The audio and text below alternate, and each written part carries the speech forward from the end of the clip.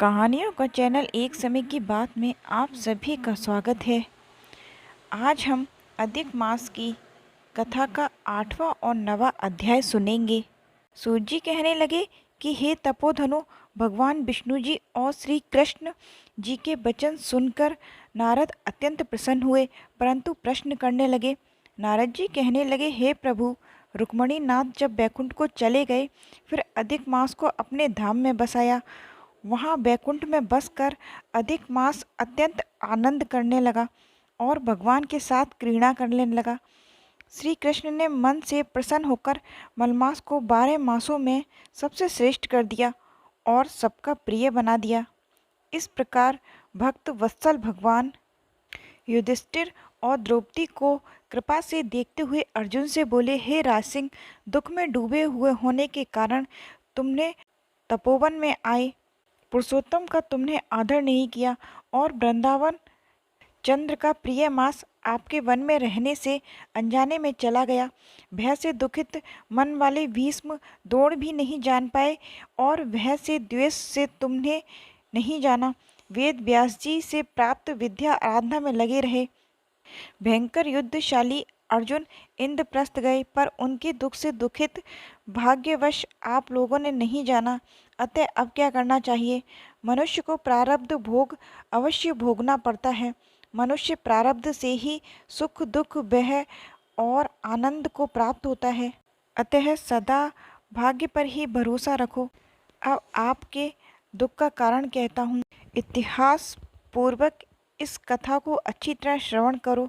श्री कृष्ण जी कहने लगे, द्रौपदी पूर्व जन्म में महाभाग्यशाली ब्राह्मण की पुत्री थी। कुछ साल व्यतीत होने के बाद वह 10 वर्ष की हो गई। अपने पिता की एक ही पुत्री थी और बड़ी चतुर, गुणवती और सुंदरी होने के कारण पिता को अत्यंत प्रिय थी।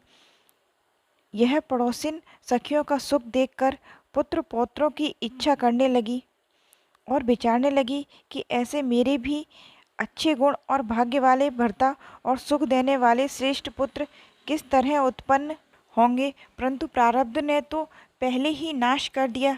क्या करूं? क्या किसी मुनि के पास जाऊं या किसी तीर्थ में जाकर वहां पर क्या रहूं? मेरा भाग्य कैसे सो गया है कि मेरे कोई भर्ता मेरी इच्छा नहीं करता है। बड़े आश्चर्य की बात है कि मेरे भाग्य से मेरा पंडित पिता भी मूर्ण हो गया है।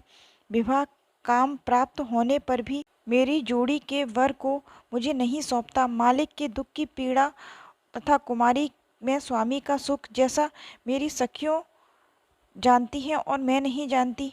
ऐसे आकुल तथा व्याकुल वाले मनोरथ की चिंता से मेरी भाग्यवती माता पहले कैसे मर गई। शोक और मोह की तरंगों से पीड़ित कन्या का पिता यह मेधावी ऋषिराज भी पृथ्वी में विचरण करने लगा, पर कन्या के निमित्त जोड़ी का वर ढूंढने पर नहीं मिलने से अपने मनोरथ में निराश हो गया।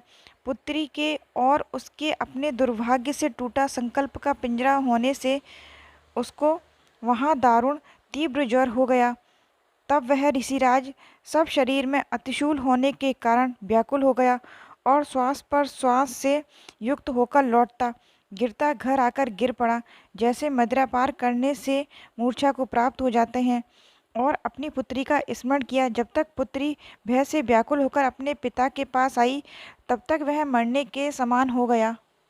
देवयोग से अकस्मात कांपता हुआ और कन्यादान के प्रसंग से उठे हुए महोत्सव से रहित और पूर्व काल के लिए गृहस्थी धर्मों से रहित होकर संसार की वासना को छोड़कर हरि के मन को लगाता वह मेधावी ऋषिराज श्री हरि पुरुषोत्तम को याद करने लगा। श्री कृष्ण, हे गोविंद, हे मुरारी, हे दीनानाथ, आपको नमस्कार करता हूँ। आप इस संसार रूपी समुद्र में मेरी रक्षा करिए। इस प्रकार मुनि के वचन सुनकर बहुत जल्दी भगवान के पार्षद मरे हुए मुनि को जीवात्मा को लेकर बैकुंठ धाम को चले गए। वह पुत्री पिता का मरण सुनकर हाय हाय कर रोती और पिता की देह को गोद में लेकर विलाप करने लगी।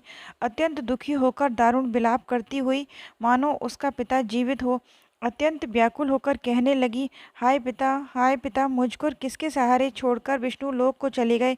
हे तात, अब मैं बिना पिता के किसके पास रहूंगी। ना मेरा कोई भाई है, ना मेरा कोई कुटुंबी है। मेरी तपस्वी माता भी नहीं है जो मेरे भोजन और वस्त्रों को चिंता करती। अब इस दशा में मैं मर जाऊंगी, जीने से अब क्या काम है। उसे इस प्रकार बारंबार रोते और विलाप करते हुए सुनकर उस वन के रहने वाले ब्राह्मण कहने लगे कि अत्यंत करुणा भरे भरे स्वर में इस तपोवन में कौन रोता है। फिर तपस्वी मेधावी ऋषि की पुत्री का रोना निश्चय करके वहां पहुँचे और वहां पुत्री को गोद से मुर्दे को लेकर शमशान घाट ले जाकर अंत्येष्टि विधि से चारों तरफ काष्ठ लगाकर जला दिया और कन्या को समझाकर सब अपने घरों को चले गए। और कन्या ने धैर्य धारण कर तथा यथाशक्ति खर्च करके अपने पिता की आर्धदेहिक क्रिया की। यहाँ मेरा 8वां अध्याय समाप्त होता है और 9वां अध्याय इस प्रकार है। सूत जी कहने लगे कि इसके पश्चात नारद जी विस्मय युक्त हो मेधावी ऋषि की कन्या का वृतांत पूछने लगे। नारद जी ने पूछा, हे मुनि, फिर उस ऋषि कन्या ने वन में क्या किया? क्या किसी ने उसके साथ विवाह किया?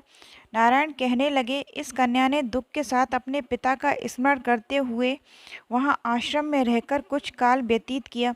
भाग्यवश एक दिन उस वन में अपनी इच्छा से विचरते हुए महाकोप वाले दुर्वासा मुनि आ गए। दुर्वासा मुनि को आता देख शोक सागर में डूबी हुई उस कुमारी ने उठकर धीरज धारण करके मुनि के चरणों में नमस्कार किया।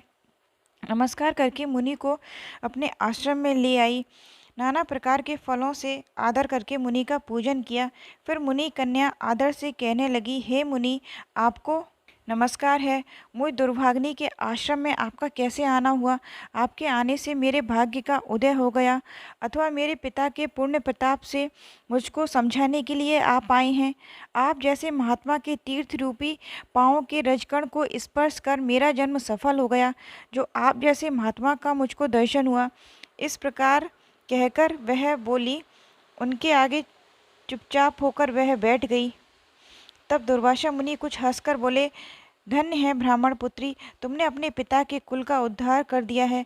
कन्या बोली, हे ऋषि, आपके दर्शन मात्र से ही मेरा शोक समुद्र सूख गया। हे मुनि, आप जो यहाँ आए इसका परिणाम अच्छा ही होगा, और मैं उत्पन्न हुई महाअग्नि की ज्वाला से जल रही हूँ। इस अग्नि को शीघ्र बुझाओ। मेरे हर्ष उपजाने वाला और कोई नहीं दिखाई देता। मुझको धैर्य देने वाली ना तो मेरी माता है, ना पिता है, ना भाई है। मैं दुखी पीड़ित किस प्रकार अपना जीवन निर्वाह करूं? जिसको जिस दिशा में देखती हूँ उस दिशा में मुझे शून्य ही दिखाई देता है। अतः तपोनिधि, मेरे दुख का उपाय शीघ्र करिए। ऐसा कह के वह ऋषि के आगे चुपचाप बैठ गई। दुर्वासा मुनि उसके उपाय के वास्ते सोचने लगे। श्री नारायण कहने लगे, हे नारद, इस प्रकार मुनि कन्या के वचनों को सुनकर मुनिराज विचार कर अत्यंत कृपा से इस बाला को देखकर कुछ हितकर वचन बोले। यह मेरा 9वां अध्याय समाप्त हुआ।